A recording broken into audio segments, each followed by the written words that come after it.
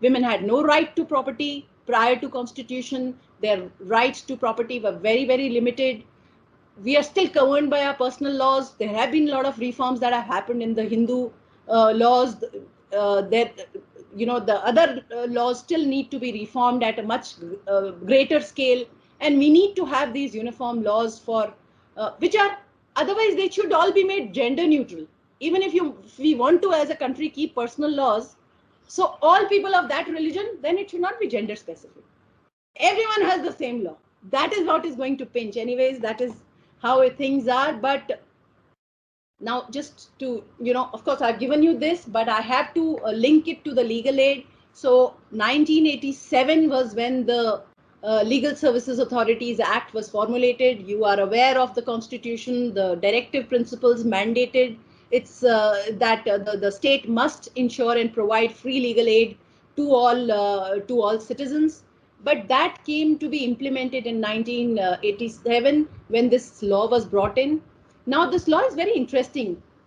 It allows people who do not have the economic or the social wherewithal to battle or fight their cases. They have equal access to justice, to ensure that they have equal access to justice. So for everybody, they have to satisfy that minimum economic threshold to get a legal aid, to be entitled to free legal aid.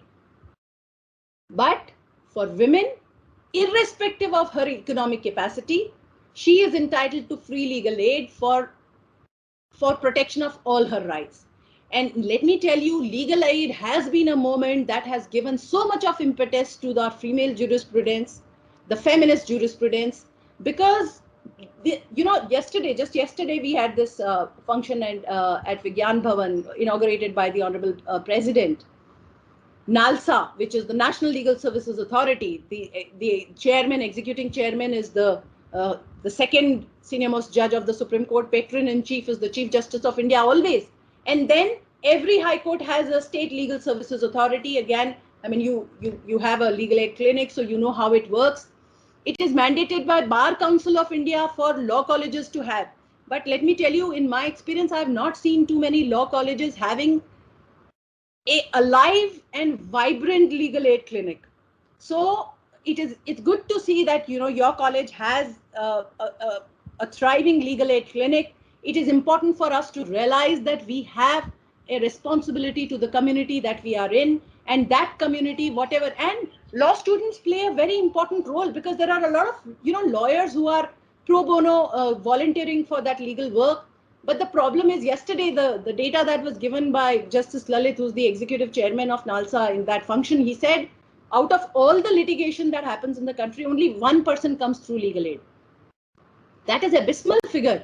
So we have to have more and more people having access to that access to justice, that for violation of their rights.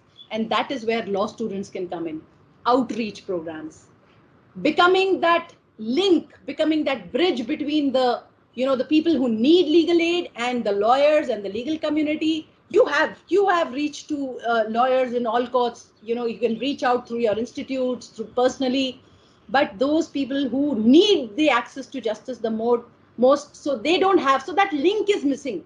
And that is the biggest role that the law colleges and your legal aid clinics can perform. And I wish you all the best, all the Godspeed, God's strength, so that you can become